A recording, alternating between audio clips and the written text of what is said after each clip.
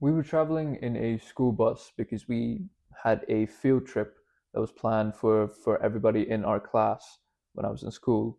I can't exactly remember where we were heading to, but I do vividly remember this bus trip for a specific reason. Um, must have been around 6, 7 years old, perhaps. I was just really, really young at this point, and we had a bunch of kids, people that were, 7 years old to maybe all the way up to like 10 years old, let's say. And I was around 6 or 7 years old. I knew a couple of people, but I was never really the social person. I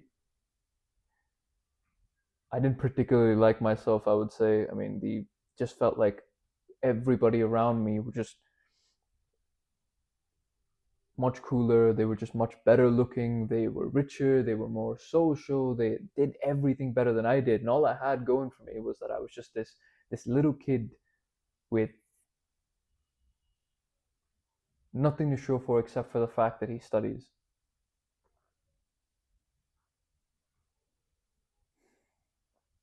But yeah, we were going on this field trip, and for some reason, a bunch of kids started like standing up and started to dance and all sorts of things. And I was just sat there, being the quiet, shy little kid that I was, just literally sat there like this, just watching, looking around. Maybe had like one friend at that point that was in the bus with me as well. And I looked over to the front and I saw this one kid that was wearing this like really cool red jacket. And I thought, wow, that's a nice jacket. And he's actually pulling it off. I could see that he was also better looking than me. I said, okay, interesting.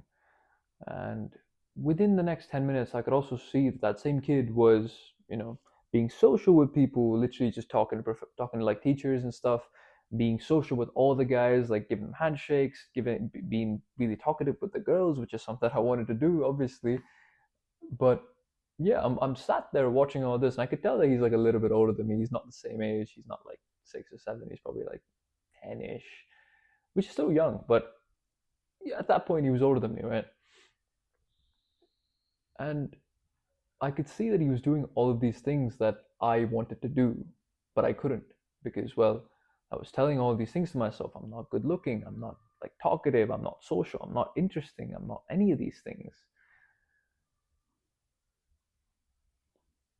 And I wished in that moment that I could have been that guy. I could have been that kid. I could have been the other person. I wish that I could have swapped lives. That was maybe the first time that I felt that, and one that I could remember. But after that, there were multiple instances throughout my life where I just wanted to be other people. Even as I'm growing up, I'm seeing people on social media who were doing things that I wanted to do, who were living lives the way that I wanted to live, who I could live vicariously through, but I always wanted to be other people. And I think most people live this way. Most people wish that they were someone else. Most people aren't really grateful for the fact that they are who they are right now. And part of that is to blame for social media, and part of that is to blame for our perception too. I think whether in regards to social media or real life, I think that what we are exposed to are actually the highlights of someone's life. And what we're exposed to in our own lives, or what at least stands out in our own life, is actually the lowlights. How often do you have memories of, you doing really, really well at something, or you smiling and laughing around? How often can you genuinely visualize it through your brain right now? Frankly, I can't think of too much. I know it exists because I have pictures and I have memories of these things, but they're very brief. But if I asked you, do you remember the time when you got bullied? Do you remember the time when you were made fun of? Do you remember these moments that were negative in your life? Do you remember these things? Most of you would probably say, yeah, I do. I actually do remember it. Why is that? It's because we store our own lowlights within our brain as trauma. We repress it. When we are exposed to other people's highlights and we compare those highlights with our lowlights, of course we're going to feel like our lives are shit. Of course we're going to feel like that. Of course we're going to feel like our lives aren't good enough. But here's the truth that you need to know. You don't know the problems in someone else's life. And frankly, if you probably knew the problems of the people that you wanted to live like, you probably would want to remain who you are. Maybe if you knew people's lives, you wouldn't want to swap lives with them either. Maybe if you actually measured the depths of difficulty in your own life, you would realize that, hey, maybe my life isn't so bad after all. Maybe I don't want to be anybody else but myself. Perhaps your challenges aren't as hard as the challenges that other people are experiencing. But the bottom line is this, right? Problems are universal. Everybody has problems. The idea of wanting to be other people and switching bodies like it's Freaky Friday is science fiction. In reality, you have one mind, one body, and you have one life.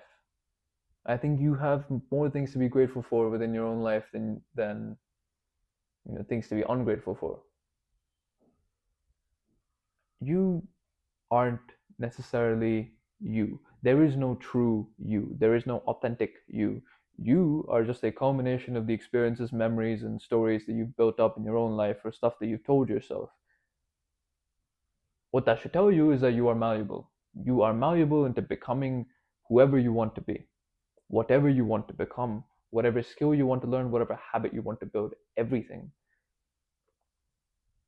In simple terms, if you're like a character in a video game, you're like a blank canvas. You're just like a customizable character. You can customize however you want. You can craft yourself into whatever you want to be.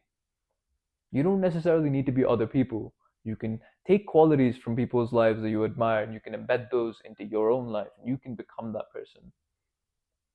So I think from today, the takeaway from this video is that I want you to stop wanting to be other people. Stop wanting to switch lives. Stop wishing you were someone else. Make your life the life that you want to live because that's the only one we've got. Be you, build you, craft yourself. That's it for me.